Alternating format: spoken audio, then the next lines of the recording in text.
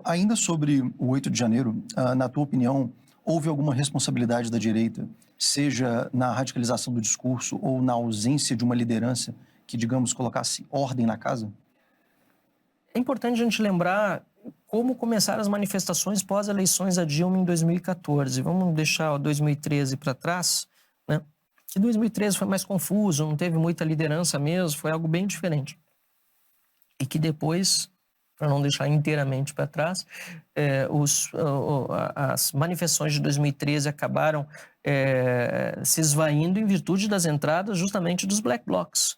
É bom a gente lembrar disso, que eram vinculados à esquerda. Inclusive, tinham várias gravações de líderes de esquerda orientando pessoas vinculadas aos black blocs, né, que estavam, na verdade, vândalos, criminosos, vinculados aos black blocs. Mas voltando ao pós-eleição de Dilma em 2014, aí eu posso falar bem, porque na época das manifestações de 2013 eu estava no exterior.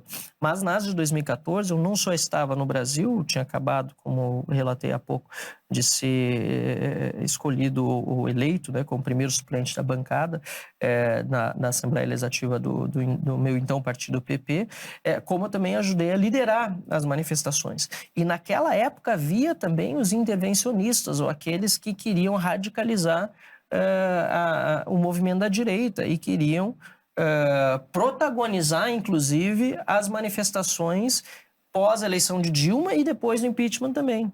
Acontece que a forma como as manifestações foram acontecendo, com lideranças claras, seja no Rio Grande do Sul, seja aqui em São Paulo, seja pessoas físicas, seja movimentos, acabaram deixando os mais radicais sem espaço para protagonismo. Continuaram lá. A minha dissertação de mestrado, inclusive, desse mestrado em jornalismo, depois eu fui para a Holanda e terminei o mestrado durante meu curso durante meu mandato de deputado estadual, 2016, 2017, aquele final de ano 2016 e início de 2017. Então já tinham acontecido todas as manifestações, já tinha acontecido inclusive o impeachment, e a minha dissertação de mestrado era sobre o que se chama na literatura acadêmica do jornalismo e da comunicação paralelismo político, que é o jornalista pegar uma foto de alguém pedindo intervenção militar, né, ou pedindo golpe de Estado e colocar na matéria como se ela representasse o todo, quando não é, numa falsa metonímia. Né? Então, eu tratei disso e demonstrei como ao longo das manifestações, também em virtude da redução do tamanho dos intervencionistas, ou melhor, por terem se mantido o tamanho que eram, mas do aumento do tamanho das manifestações de quem estava nas ruas realmente ali democraticamente, em paz, por um país com renovação no poder, pelo impeachment, que é legal, constitucional e tudo mais, eu demonstrei cientificamente que aquele paralelismo político praticado pela mídia praticamente sumiu. Porque não havia mais argumento dado o tamanho das manifestações, por causa das lideranças que havia, por causa dos movimentos que estavam por trás. E, de fato, se traz aqui a discussão essas últimas manifestações diante dos quartéis generais em que não havia uma liderança.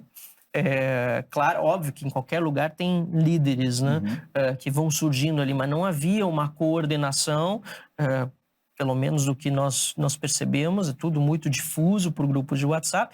E essas pessoas justamente mais radicais, ainda que talvez no contexto do total de pessoas que foram diante dos quartéis generais possa ser menor em proporção e talvez bem menor, elas, pela natureza delas e por terem uma pauta muito clara, em muitos aspectos conseguiram colocar a sua visão de como resolver a situação política no Brasil como a principal. E aí nós vimos também um silêncio enorme de quem realmente poderia ter feito alguma coisa à época, que era o presidente Bolsonaro. Ele deveria, na minha opinião, ter desmobilizado as pessoas, dito para voltar para casa, como eu fiz várias vezes, fui à tribuna da Câmara e disse que era importante fazer as manifestações onde?